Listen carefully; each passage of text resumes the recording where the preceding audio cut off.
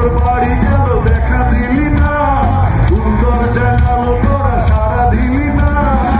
তুই বন্ধু এমনই একজন, আমি গান দিয়া পাঠাবো তোরে জানি না।